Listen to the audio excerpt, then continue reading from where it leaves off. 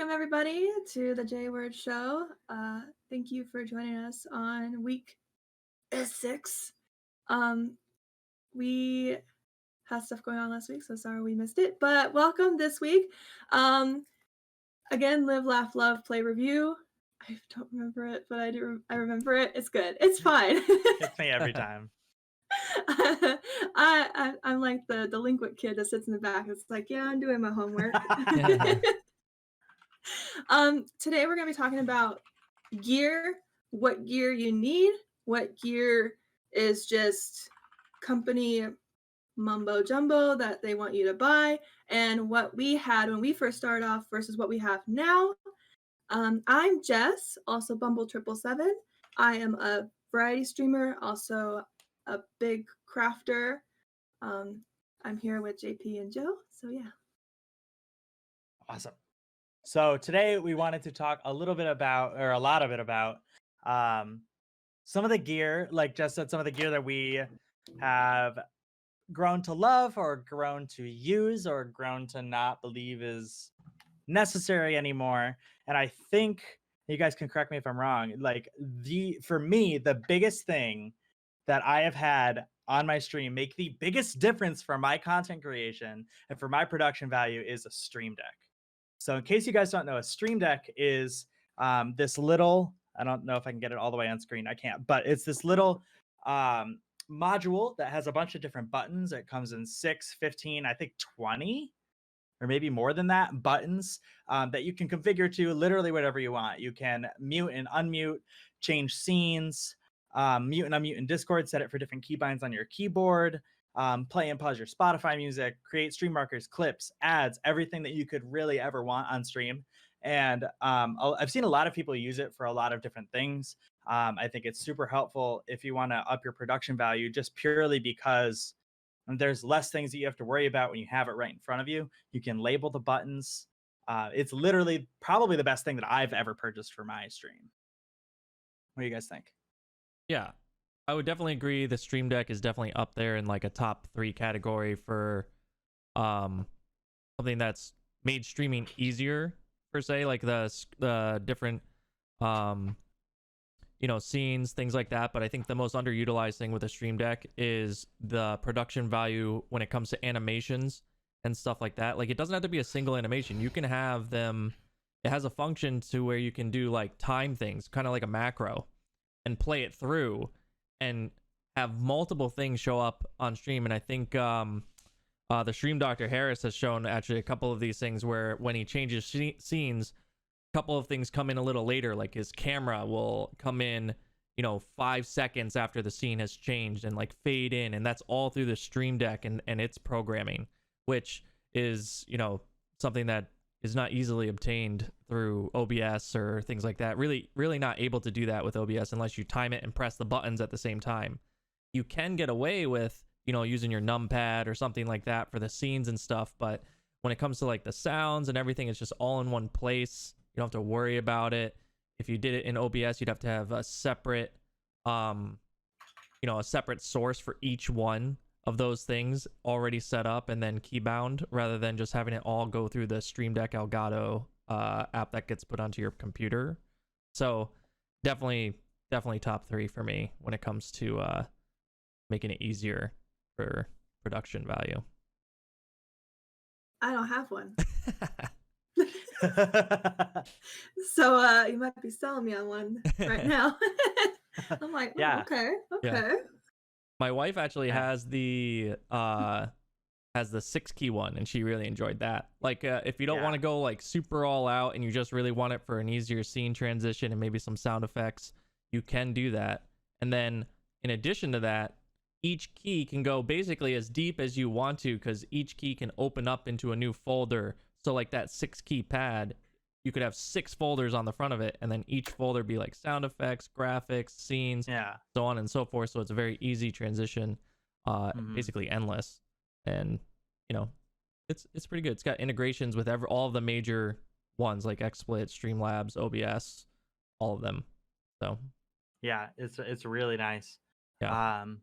It's very intuitive as well. The way that you program it is pretty intuitive. The way that you can put different commands in, and if you're confused, there's a lot of really great tutorials from Elgato on how to do those different things, which is makes it a lot better when you have the support there. Definitely. Yeah. Now, I think a lot of people think that they need, multi-monitor setup, like the top end equipment at times to stream. And, I've gone through like the whole spectrum. When I first started streaming back in Justin TV days, I was on like, I don't even know what it was. Had to be like a random Dell that my family owned. And I streamed StarCraft on that. And from what I remember, it streamed well. But at the time, streaming was limited to how much, and you couldn't really stream at 1080p. Servers weren't set up, for that level of, production and things like that yet. But over time, now that it's become so openly accessible to everyone to get that kind of quality of a stream, the bar has gone higher and higher in what they think they need. And I think a big thing to remember as a content creator is that you don't need that level of production to be entertainment. And no amount of gear is going to separate you from a better content creator. Like a better content creator will always rise above, the stuff, as long as it's at the bare minimum. So let's go back to that bare minimum concept, because I think, when we talked about it, what do you need for streaming, right? Obviously you need a PC, which nowadays you don't even technically need a PC. You can just actually do it through console. But I don't really know many console individuals that really make it in content creation unless they're pro, right? Unless they're like at that kind of level. I don't think I know of one. But then again, there's a million content creators that are very successful that I don't know. So I'm sure there's one out there that we'll hear about. But yeah, I think basic. You don't really need anything special, just yourself. So if it's your voice that you really want to, if you have a broadcaster voice, but your face is something that you would never want anyone to see for some reason, I would say don't worry about that. But if it's self-conscious, it's going to make you as a content creator step back a little bit, then just use your voice, and then maybe put a little bit more money into a microphone. You know what I mean? Mm-hmm. Which kind of brings me into my next product, which is definitely well overboard than what you need. But I purchased a Go XLR, I forget how long ago, but with an XLR microphone. Most certainly not something you need, but it was very apparent to me the minute I bought it that people could tell the difference in the voice quality, both in Discord and in games. Mm-hmm. And I think that's mostly just because of the XLR microphone and the ability to really adjust all the settings within the Go XLR app. But in addition to that, it has all the different things where I can just change my voice on a dime. I can talk in a microphone voice. I can switch over to something like this really quickly. I can talk like I'm in the sky coming from the heavens. And it's on like a dime, just like the Stream Deck. And so obviously you can see how that kind of production value in a live stream can be really great. Like someone comes in and then immediately you go, hey, thanks for that follow, man, I appreciate it. It just lights up the room, hypes it up a little bit. Now, the Go XLR is extremely expensive, and definitely you can get other things that are much less expensive and still get the job done for voice quality and stuff like that. I paid it more for the extra stuff that you just heard, and I can also record things on it, very short recordings, and then replay them throughout the stream, stuff like that, of my voice.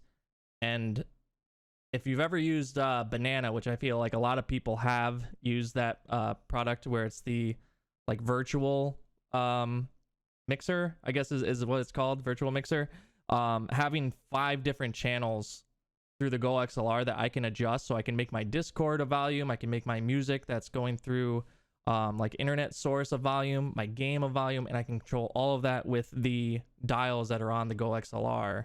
So I never have to worry about right clicking my sound piece and then decreasing it to the right levels. I can always do it on the fly, which is really great.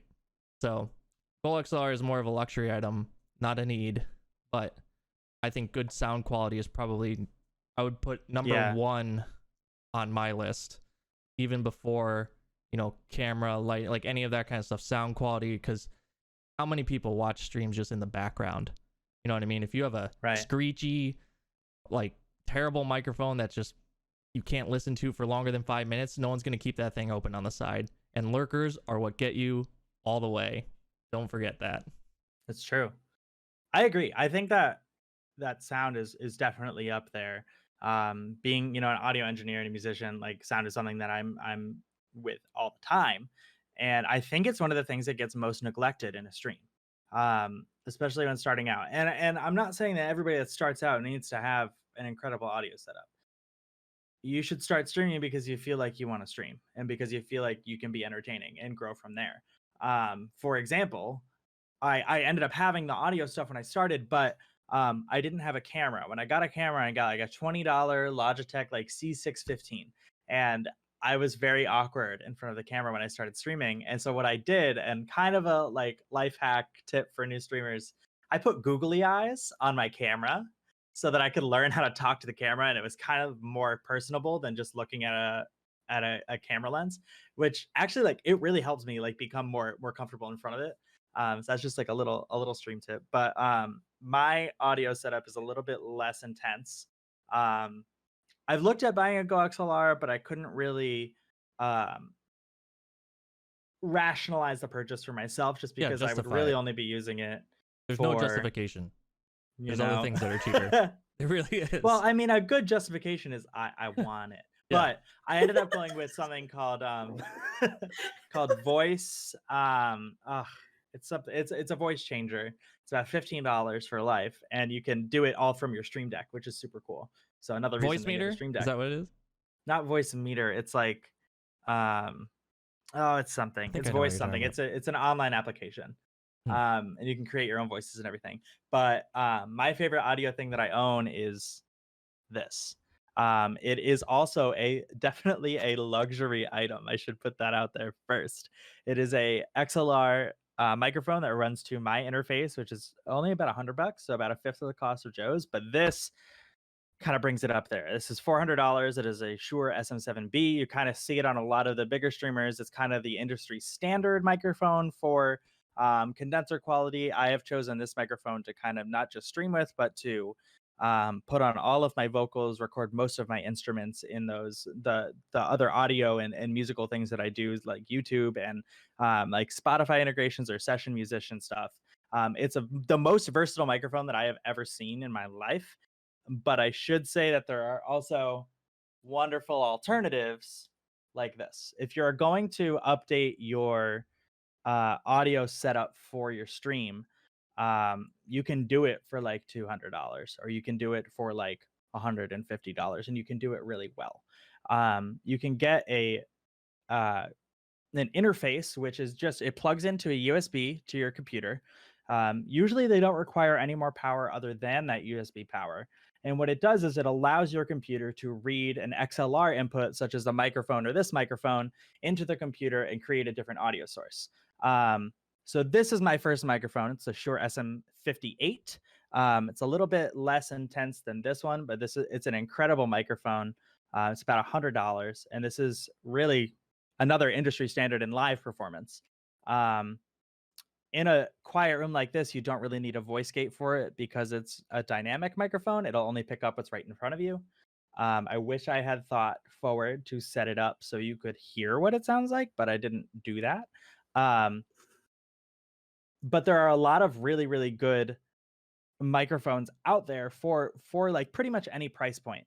And I used to say all the time to people that were starting streaming, and this is a really interesting fact about audio and the way that it's being furthered in the space, is that I used to tell everybody when they started streaming, you should invest in this interface. You should invest in an XLR microphone. You should invest in the cables, because there's nothing on the market that's going to be better than that. And that gap is quickly getting a lot smaller. You can get a USB microphone like a Blue Yeti or a Blue Snowball that is decent enough quality that people aren't going to notice that it's crap, which is super nice. And those are like $50 and $100 examples. But if you're going to get the Blues, make sure that you Yeti don't have background noise. Yes. Or you set up a voice gate on your stream. Even with it. It's true. Yetis These are very, very sensitive microphones. I had one for about a week, and then I took it back to Guitar Center. Yeah. It's not practical in an apartment situation. I've heard a lot of good things about the Elgato mic. The one that came out. So I actually had a chance to test it out for about 5 or 6 days. One of my friends lent me his. And it was the 3. So there's 2 Elgato mics. There's the 1 and there's the 3. The 1 is like kind of the stripped down version of the 3. Mhm. It's really good for streaming, but other than that, like if you're trying to record anything other than stream, if you're trying to do a singing stream, it is really cool for ASMR, to be honest. I ran it through the gamut when I was doing it. And it's really great, but if you're trying to record live performance, or you scream a lot, you just kind of need to get used to the settings. It's a really, really good microphone for streaming. It's a great, like what I would call like a podcast mic. And Shure came out with like a comparable one that's a little bit cheaper. That's about the same quality, but it is also one of those XLR mics. I love audio. It's my favorite thing. How about you, Jess? What would you not be able to live without, other than obviously your PC? Well, I have actually a HyperX Quadcast mic, and I started off with just a headset microphone. Right. I had a hand-me-down headset with the microphone, and then I upgraded to a nicer one with the microphone, and then I actually got a mic that went on my desk, which was really nice because then I can hide it and I didn't have to have it in my face and you didn't hear me breathing all the time. And then I went from that one, which was like a $20 microphone, to the HyperX, which is like $140. But I upgraded to that one because I wanted to start getting into ASMR.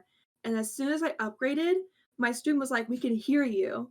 Because like before, I'm quiet. I'm a quiet person. So before, when I was streaming, I had to turn it all the way up, and they still couldn't really hear me very well. And I had to turn all the sound down and me all the way up. I still do, but at least this mic, they can hear me better, and I can actually have my ASMR go through there. You could plug your headphones straight into the mic so you can hear the real sound as you're recording it, which is nice. But yeah, I went from a headset to Bluetooth headphones and a nicer mic, so it's just kind of changing my setup that way. That's another luxury, the wireless. Such a luxury. I haven't gotten the headset yet, but I did get the wireless mouse, and let me tell you, it is fantastic. It is absolutely fantastic. I also invested in a wireless mouse recently. It's one of those luxury things. It really is. But it comes with like a little dock. I got it. Okay. So I got the wireless mouse because it was pink. That's just the way it is. It's my favorite thing that I have. It's little pink. I don't want to show a brand, but it comes with a little dock that I could just put it on, and it wirelessly charges while I'm not playing. Which was that Razer? It's the nicest thing, not having to buy any sort of batteries or anything whatsoever, and it's adorable. So I mean, everybody wins. Yeah, but going back to the initial, like, just bare minimum, right? You just need all you need is a PC, because I'm not going to get into every PC component, but with the new graphic cards out there that are now anything greater than is it the 20? No, it's the 30 series. No, it's the 20 series. Anything greater than the 20 series, you now have the ability to use your graphic card really as like your main encoder for streaming. And for those that don't really understand that, the graphic card has its own little section of it to put power to and be the workhorse for streaming. So you no longer need to use your CPU or the main part of the computer that does all the working, do the grinding for your stream anymore. And that was really the major bottleneck with streaming, because it takes a lot of resource. So I would say if you have the money and you're looking to like spend it somewhere, obviously a 20 series or later graphic card will really help you when it comes to not having to purchase a super heavy CPU, because I think single PC setups are becoming more and more the norm now, because of that reason. 20s and 30 series being able to do that, because before it was always like, oh well, you need another CPU if you really want to get that highest quality of stream, because you need to take off that CPU, especially if you're playing like heavy games, especially if you're playing like heavy graphical and Valheim. Yeah, like Valheim. And no, like games like Minecraft, really. Yeah. We laugh, but it's but yeah, insane. I mean, for view distance and stuff like that, you turn up the view distance in Minecraft, your computer can explode. So it's it's one of those things. So I lost my first computer.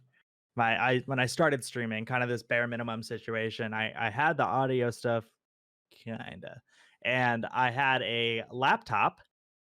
A Acer Predator laptop, served me very well, rest in peace. That is it had a 1050 in it and an i5, and I used it to stream with a second monitor plugged in. And I would play on the laptop screen with like I had it up on a cooler so I could have more USBs. Don't do that if you have a laptop, by the way. But I had it on a cooler that gave it 4 more USBs. And I had my mouse, and I had like a membrane Logitech like basic keyboard that I'd play with, and I'd play on the screen of my laptop. And we were talking a couple weeks ago about like creating the lowest like barrier between you and the viewer, from the go live button and the viewer to whoever's watching you, creating the smallest gap to kind of keep them. And I don't know about you guys, but literally my computer blue screening every 45 minutes was not the way. Solid. But I did it, and it was fun, and people watched, you know? Yeah. That's actually, I still have an i5, but I started with a 1050, and I finally got 2 screens, and I was at a 1050 for a really long time before I upgraded to a 970. And that was a huge upgrade for me. And then now I have a 2060 Super. And then as soon as I got that graphics card, I instantly pulled up Skyrim, and I was like, Yeah. so pretty. It's like that Pure Imagination song from Willy Wonka. Mhm. But definitely graphics card is a big thing. I mean, when I started off streaming, I started off at 480p, like 30 frames per second, like super, not the best quality, but I mean, I was still streaming, and I was still dropping frames, and I was still trying, and I didn't have the best internet, and my internet company kept not doing their job, and so the internet kept going down and fluctuating. It was bad. But I mean, you gotta start somewhere, and I kept with it. You just gotta keep slowly upgrading.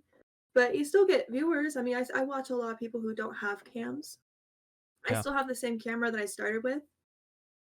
And it just depends on how you upgrade your gear and move around it. It's not the best cam, but it works. Yeah. Yeah, I mean, it's really, and like we've been stressing it the whole podcast, but like it's not about how good your gear is.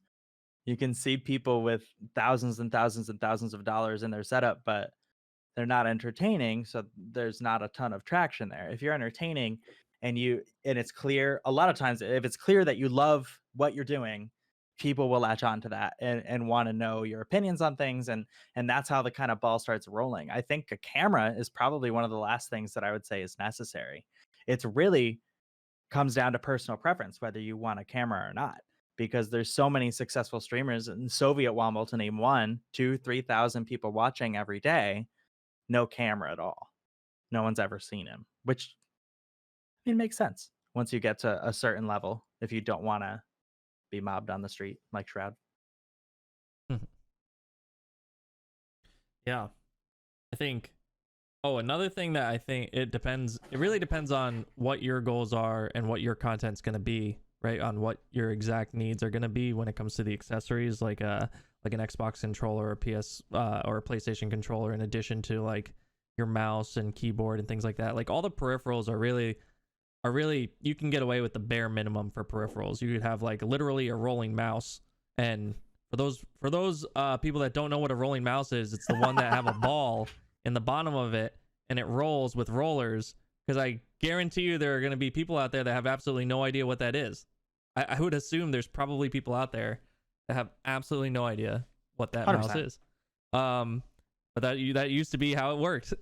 So you know, and you can get away with some random, you know, stock Dell keyboard. None of that stuff really matters as long as your computer can run the game. If you're using a camera, they don't even need to see you, really. Honestly, because people get away with just playing in the dark all the time. It's really just look back at yourself and try to make yourself as entertaining as possible. Pay attention to your chat, which some people don't, but usually they're the ones that, you know, already have a following from a very large audience already. Yeah. You know, I think number one is you got to I just get think so about involved, I forget. I was like, oh. Yeah, but you make up for it later. There are definitely content creators out there that just I'm don't the speak other at way. all. I'll look at it and then drive off the map. Like Yeah. I go completely the other way. Yeah. I have to stop and then I like died catch because I up. was being a good streamer. Yeah. Yeah, that was kind of wild. That'd be fun to watch a series where like maybe where we like get analog gear Yeah. and play with like a roller mouse and an old keyboard. Mm-hmm. Well, I Except started I don't off think with old like those keyboards big, would plug in. I had those giant, like the giant keyboard I got from like a Walmart. It was just like a stock keyboard. I'm like, oh yeah, I'll get this. It's like huge. It took up my whole desk. And I was like, only use like a portion of it. And I'm like playing like this because I had no room. So my mouse is here and then my keyboard's like this and I'm playing like sideways almost. And it was Yeah. bad. But finally I got a 10 key list because I needed more space. And I still play like that because I'm used to it. Yeah. Yeah. And you know, I think when you first start off streaming, get the minimum, feel it out. Yeah. Your chat will not be shy about telling you what you need at some point. Yeah. And I want to warn content creators about that for sure, because I think I fell into that whole little bit of, you know, a single person says something about the stream, you think about it a lot, it ends up becoming like a thought in your brain forever, and then you go and upgrade that piece of equipment, and in reality you only please the one person, and it's never good enough for that person anyway. So don't worry about that. Just think about for yourself. Right. Is it good enough for you? And if it is, then just, you know, stick with it. You know what I mean? Because Yeah. that's a whole different level. Like for me, I really want to have the best of the best equipment out there, and that's just because I have the means to get it. But that doesn't mean that, you know, Jess's or your streamer is going to be worse because I have better equipment. That's just not the case. I'd consider both of your streams probably better than mine at this point by far, because I just don't stream anymore. That's very kind. At all. But what I'm saying is, like, production value, it doesn't matter, right? Like, Jess will be just as entertaining as me, probably more entertaining,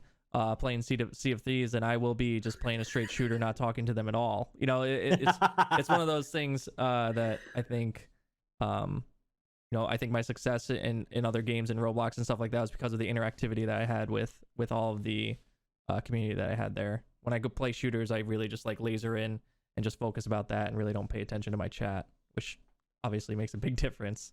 That's true. The other things that we haven't really talked about yet are like background stuff. So you can see there's a big difference in the background of stuff here. But Right. Jess usually uses a green screen. So, I mean, that's a step up from that. Did you make those quilts, by the way, Jess? Yes, I did. Yeah. They're really this pretty. is turning into a cardigan, and Yeah. this is a blanket that I already made. Nice. That's so cool. Nice. But I'm in the process of putting posters back here, so I actually Nice. have a background. Yeah. It'll be cute, trust me, because this is the behind my green screen. Oh, I gotcha. That's another one of those things that you really don't need necessarily, right? Like you can just go white wall and or whatever. I used a wall's green there. screen for a period of time. Yeah. And I enjoyed it. It was good. I think the biggest thing when using a green screen, I can see it on Jess's stream, is that you need the correct lighting for it, and that can get really expensive.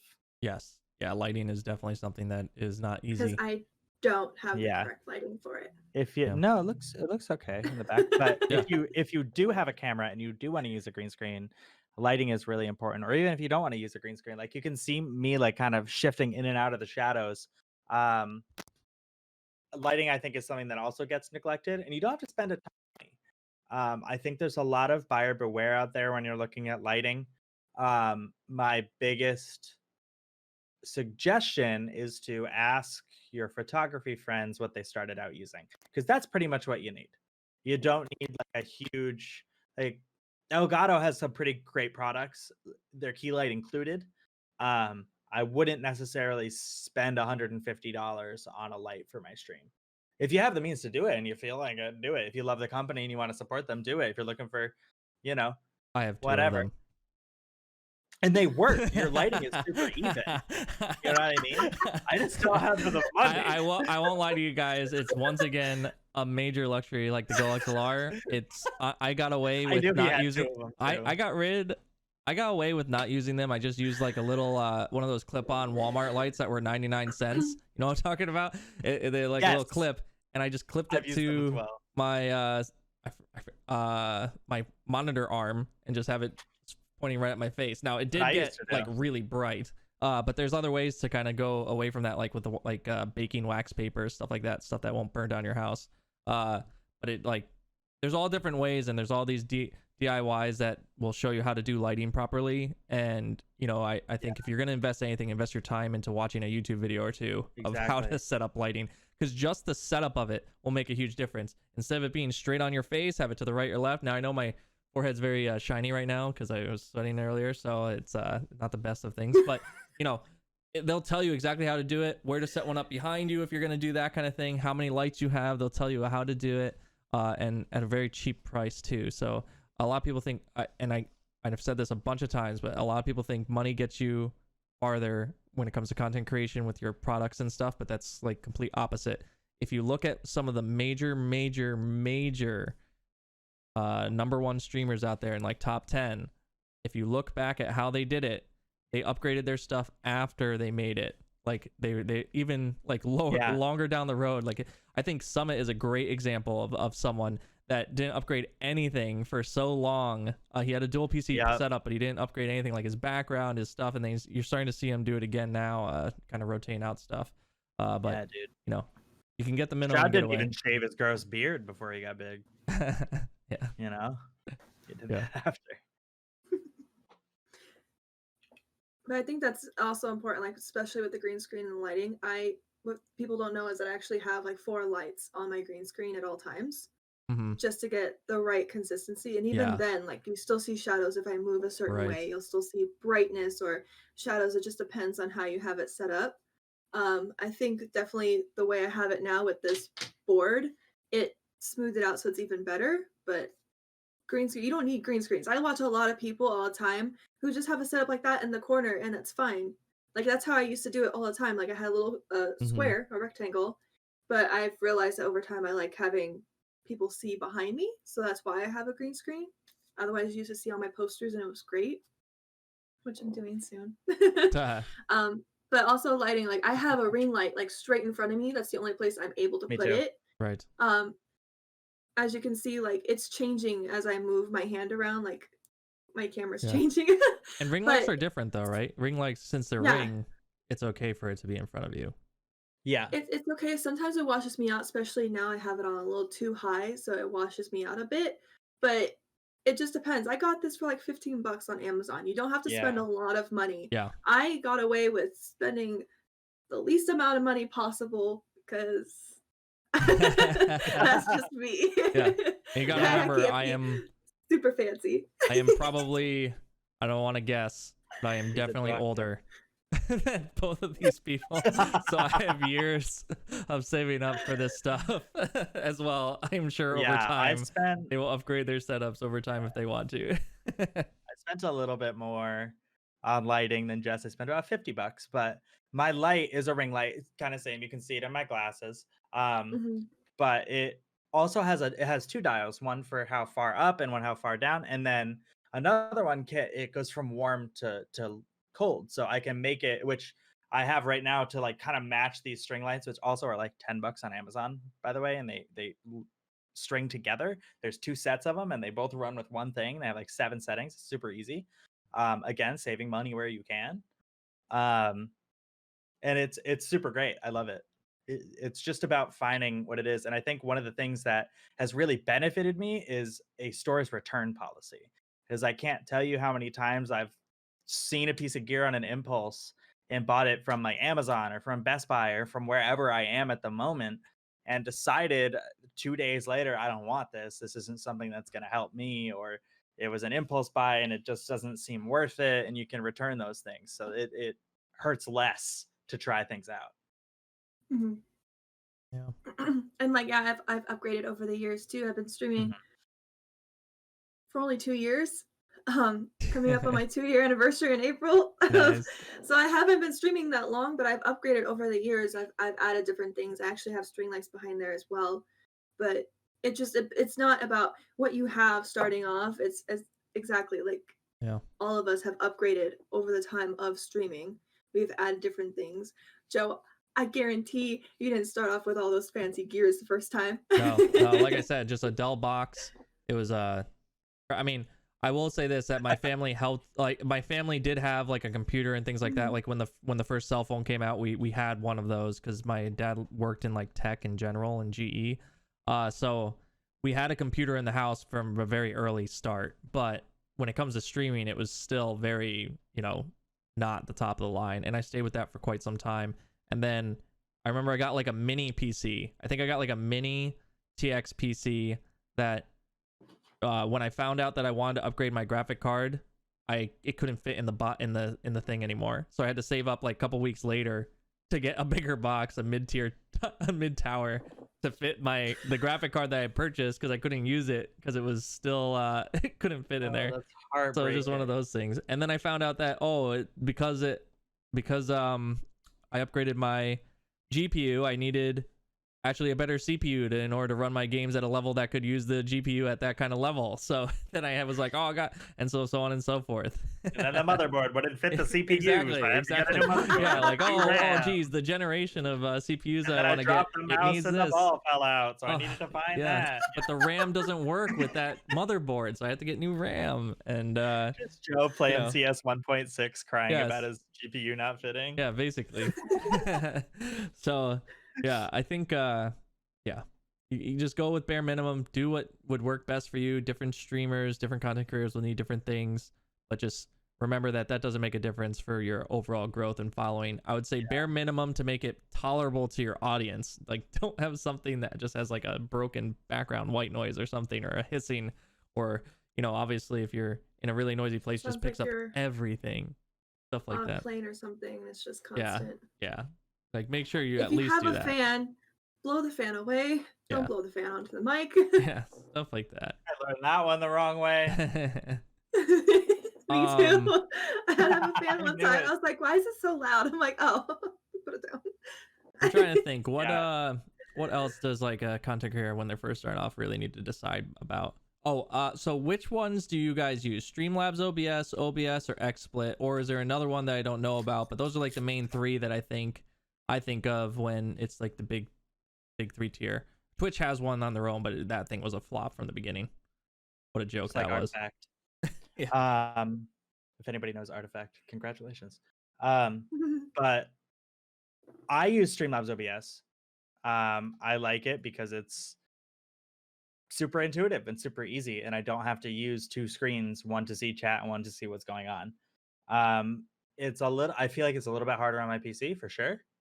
But I also do pay for Streamlabs Prime. So I get all of these other hi Raven. I get all of these other it's Joe's dog. Like themes and scene themes and transition themes and all of these different things that I can configure right from my OBS, and I don't need to download anything or drag it into another browser source. I think that it's worth a little bit more strain on my PC to use Slabs, but I've used both. Yeah. I use Streamlabs OBS. I tried using OBS and it was so confusing to me. But that's also, I didn't take the time to actually learn it. I just started off with Streamlabs and I was like, oh, I'll just do this. And my friend helped me set it up when I first started streaming, and that's just what I've continued using. I think I use OBS when it comes to my alerts, because my alerts stopped working on Slobs for some reason. Like my GIFs that I had in there, they wouldn't play. And so that part frustrated me, but I don't have Slobs Prime, so that's probably something, I don't know. I've not gotten it yet, but so I have a different file from just OBS and onto Mhm. But that's the only one that I've used. I've looked into others, but I just haven't fully investigated enough to switch over. Yeah. So when I first started out, XSplit was like the thing. XSplit was like the one to use. So I used that for my beginning of my like StarCraft streaming, and that was probably my second largest growth on streaming in general. Very early on, I think I was averaging anywhere between like 60 and 80, and back then that was actually a decent size.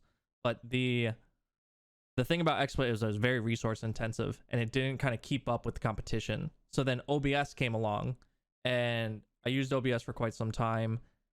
I think it depends on what kind of content you're creating. If you're creating IRL content, OBS is really one of the only ways to go because of its features that allows an easier way to control that on the go and away from a PC or wherever you're hosting it. So OBS is kind of the way to go there. Streamlabs OBS, as JP was mentioning, has a lot of integration already built into it. So yeah, scenes, transitions, things like that, you can find all of that in their little market thing that they have going on there, their little shop that's free. And then they have like a premium setting that if you pay a little bit a month, I think it's like $10 or something, you can get I think it's $9.99. a bunch of different other things too. But I will say Streamlabs OBS, I feel like, has way more problems than OBS does. OBS runs better, smoother, but also has a little less when it comes to that other stuff. So if you're going custom with your scenes, transitions, animations, that kind of stuff, and you know you're going to do that, I would actually lean probably towards OBS to do that. But it is not as intuitive as Jess was saying. It's definitely, you're going to probably watch some YouTube videos to get it set up and everything. Streamlabs OBS will do everything for you. Maybe not in the best of ways, because if we all those automatic settings are always a little tricky, but there are a million YouTube videos out there to show you exactly what to do. Yeah, Streamlabs OBS is probably, that's the one I'm using now, but I've, I always go back and forth between OBS and Streamlabs OBS. Me too. One really nice feature that OBS has is the remux of recordings that Streamlabs OBS I don't think has. Maybe they do have it now, but that's when you're recording in a specific file type that kind of saves any lost projects or things like that go down unexpectedly. So let's say we're recording this and all of a sudden I lost power, it would automatically be saved. It's writing it as we speak. So in that file type though, you have to convert it back to like an MP4 or whatever you're going to be using it in. And I actually use OBS to take my recording that I made in Streamlabs OBS and remux it through that rather than doing like a Google remux. So it's interesting. Definitely worth in that situation. But yeah, I mean, if I had to pick one, I guess I'd go Streamlabs OBS. Yeah, I think there's just so many features. And by the way, all of these are free, just so you know. Yeah. Free. Unless you choose to pay for Streamlabs Prime. So that's not a barrier for entry, which is super nice. Mm-hmm. I think something that we kind of passed over, and I think a lot of people don't talk about in content creation right away until afterward, is make sure that your internet is good enough to stream and consistent enough to stream. And it's not your download speed, it's your upload speed. Like, you look into that before you purchase all this crap, and then you realize, oh man, I only get 1 megabyte per second upload speed, and it drops down to 500 kilobytes per second every 30 seconds, because you're not going to stream. You're not, it doesn't matter how good of a computer you have, you're not streaming. So, for the young content creators, they actually have like charts. Yeah, they have charts online to tell you how much upload you need to be in a specific rate. So I definitely was like following that chart to see what I can stream in to have the best quality with my internet when I first started off, because there was no way I was getting 1080p at 5 upload. So yeah. And use testmy.net, not speed test. Speed test is a sham, not gonna lie. Or fast.com. Yeah, something other than speed test.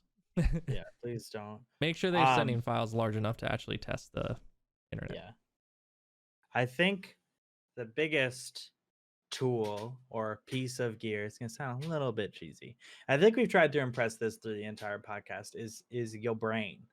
So the biggest thing that you can do is do your research on what you need or what you think you want, because I can tell you right now that streaming at 720 with a 2K bitrate that's standard on Streamlabs OBS is not going to work for you. There are so many just amazing creators and people that maybe aren't creating even anymore that have some fantastic content out there to help you with every single step of the process when you start streaming. And if you are thinking about starting streaming, and we've said this, I think every single podcast, you should do it because it's so fun. And if nothing else, the only barrier for entry is having a computer. And if you're thinking about streaming, you're probably gaming already. It's such a great way to make friends too. Mhm, Yeah. I agree. honestly, especially during right now, everything going on. Like I've met so many cool people Mhm. Yeah. And online, reconnected too. I mean, and some of definitely my have a Discord too, so you can yeah, talk off of stream. Yeah, or a Mumble for all you old folk. I had Mumble. Still have Mumble downloaded. Or For those ESEA Ventrilo. games. Yeah, I think yeah, I mean, some of my closest friends are definitely met through gaming, right? One of my groomsmen was someone that I met gaming when I was really young. I lied to my mom and told her that I was going to like some band thing, I think, and I put my TV in my car, and she's like, "Why are you taking your TV?" I'm like, "Oh, the hotel doesn't have a television, so I'm bringing one." She's like, "Okay." And so I went down and we played in Meadowlands down there for Gears of War way Aw. back then with my friend Darren, and so he's a lifelong friend. Giant TV. Yeah, I currently live with another good friend, Dodgerson, that I met via gaming. So it's one of those things where some of the best friendships you'll have will definitely be met through gaming Yeah. if you are open to that. And I feel like in our space, now I'm not saying everyone fits in this bubble, because obviously there are tons of gamers out there that have great social lives and things like that, but a lot of people don't, as they don't get, it's hard because they don't want to go out and meet people randomly, and it's trouble, and sometimes it's hard for them, right? So I think it's good. It's easy when you have a screen in between you guys to open up a little bit more, right? And just Have you ever chat. seen that thing on Facebook where it's like, I'm in this picture and I don't like it? That's how I feel Yeah. right now. Yeah, and I feel Yeah, like I agree. I feel like you get It's a lot such an of open the space. true personality of an individual comes out in their gaming form at times. So I agree. Especially if you die early on a battle royale, you'll know how angry they get in real life oh yeah, if you yeah, ever want to be near them. don't watch my But yeah, past I VODs. think that Don't watch my I VODs. think that Joe's really good about muting when we're losing in Valorant. But I think gaming is such an open space, especially in like I hate saying it, but like the small streamer community, the people that aren't partner, the people that aren't huge partners even, um, is really positive in general. I think it can get more toxic based on what game you play or based on how people perceive you play whatever or do whatever. But in general, it's pretty positive, and the people that you meet through other people that you've met are super nice. For example, one of our friends, Meg, I was hanging out with them and I ended up going to dinner at PAX East at this place.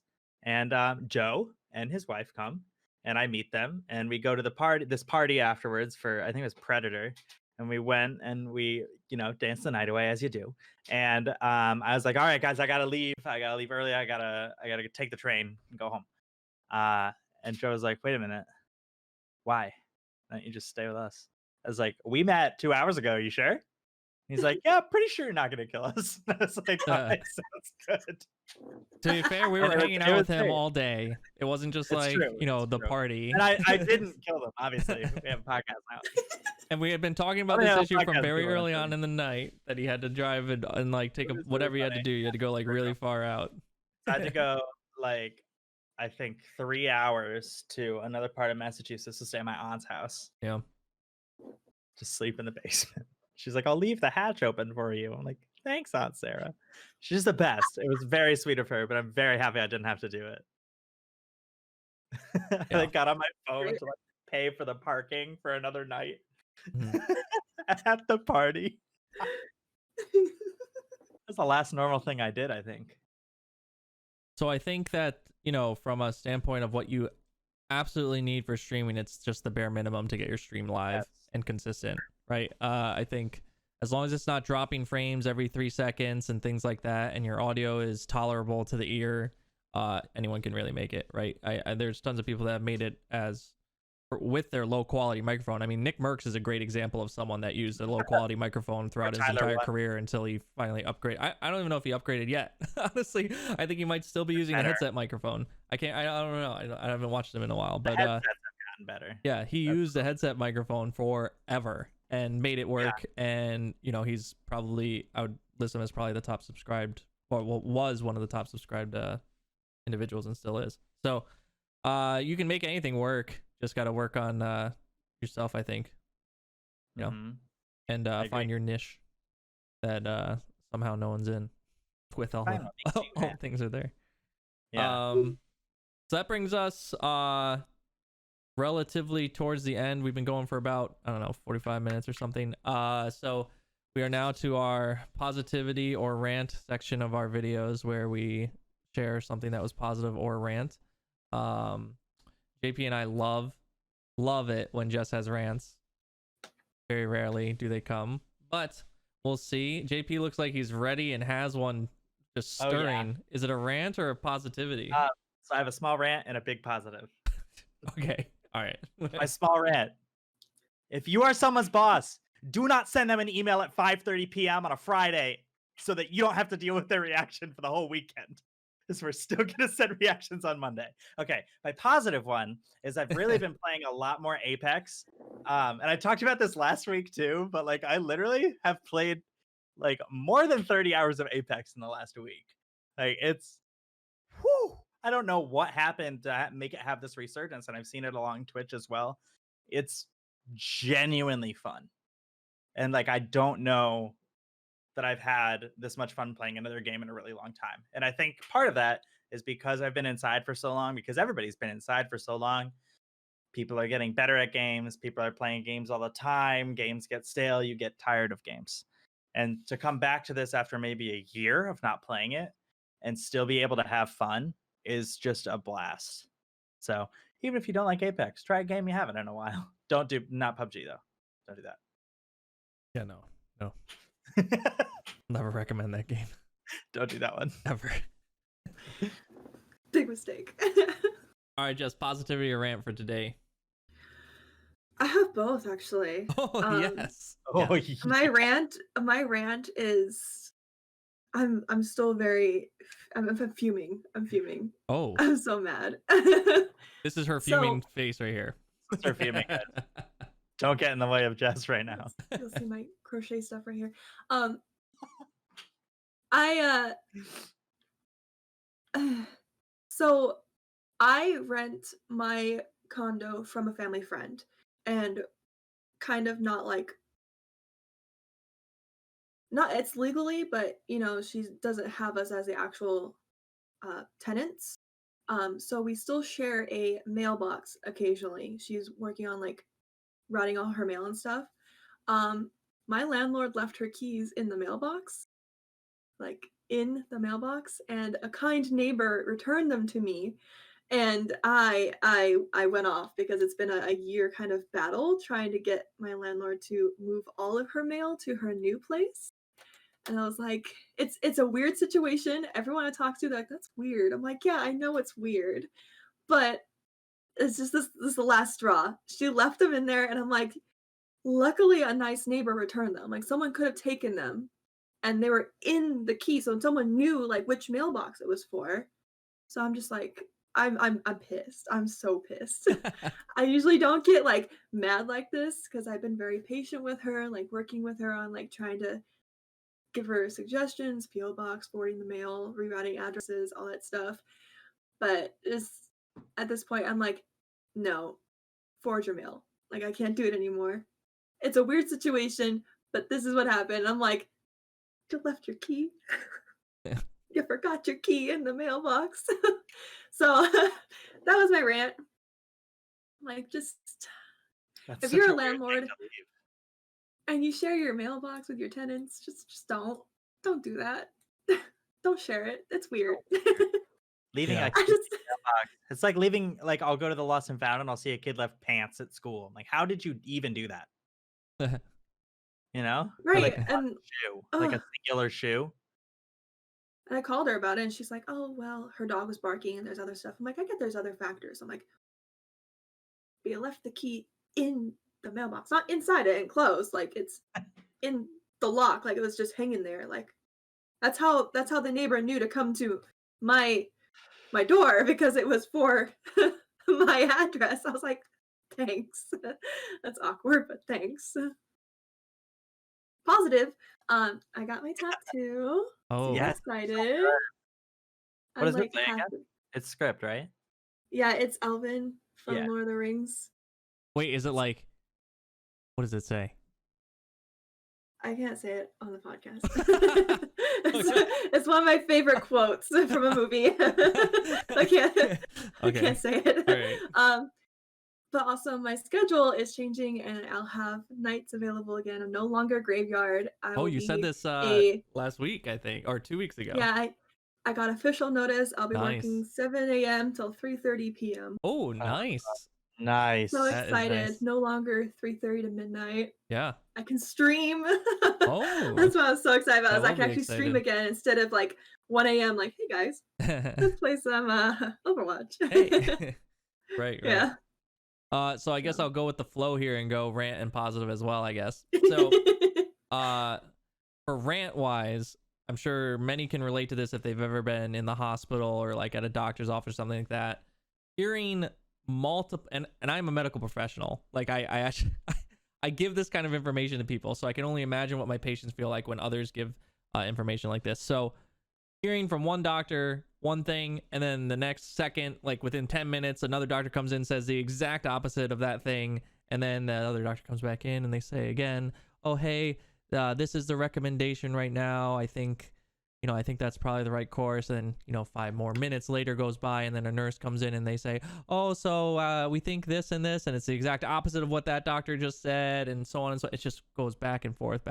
Like, get your together. Like, just get your stuff together, make the recommendation together, talk as a team beforehand before coming in and telling a patient 5 million different ways to go, because dear god, that's horrendous. Like, dear god, that's horrendous. As most of you guys know, my wife is pregnant right now, so we had a little scare. Everything is fine. That the positive for this week is that everything is completely fine. She's doing great. No signs or issues going on, but that initial scare, we just had a bunch of different things coming in at us from different ways. And since both of us are from the medical field, like she's a nurse, I'm a physical therapist, like we understood kind of what was going on, and no one was giving us, straight answers for some time. So it was kind of really annoying, because it just meant that they were unsure and uncertain, and you should just be okay with saying we are unsure at this time, but we will come up with the answer. Like, don't be afraid to tell your patient that. That's better than coming up with a shady answer that then changes 10 minutes later. Really not worth it. Yeah. All right. Awesome. Well, Best part of the podcast coming up. yeah, I think this is the second best part. I don't mean to say the end is the best. But the the best part where we awkward stop talking. the awkward goodbye. Yeah. In 3, 2, 1. Bye. Bye. That gets me every